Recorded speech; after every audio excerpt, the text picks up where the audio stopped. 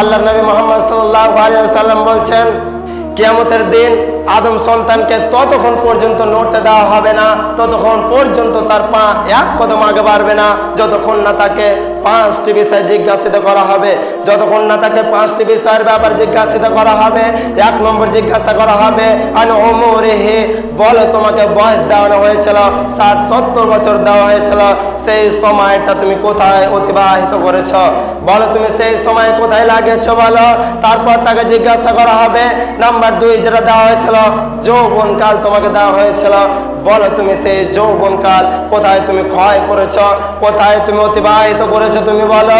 Number 3 যেটা জিজ্ঞাসিত করা হবে, মুহাম্মদ সাল্লাল্লাহু আলাইহি ওয়াসাল্লাম বলছেন সেইখানে 3 নম্বরে জিজ্ঞাসা করা হবে যে যে মাল তুমি দুনিয়ার বুকে উপার্জন করেছিলে, সেই মালটা উপার্জনের রাস্তাটা কেমন ছিল, সেইখানে তুমি কোনভাবে উপার্জন করেছিলে, সেই পথটা হালাল ছিল না হারাম ছিল, এটা জিজ্ঞাসিত করা হবে।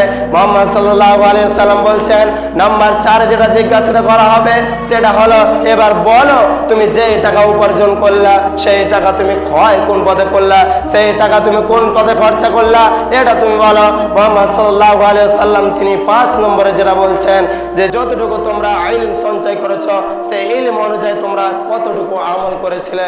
নাম্বার 5 জিজ্ঞাসিত করা হবে যে বলো তোমরা যতটুকু জেনেছিলে তা অনুযায়ী তোমরা কি আমল করেছিলে তোমরা বলো। এবার আপনি আমি জানি যে আমাদেরকে সালাত আদায় করতে হবে, আপনি আমি জানি যে আমাদেরকে শুক্রবারে আজানের আগে মসজিদে এসে উপস্থিত হতে হবে, কিন্তু আমরা এগুলো করিনি। কাল কিয়ামতের মাঠে আমাদেরকে জিজ্ঞাসা করা হবে।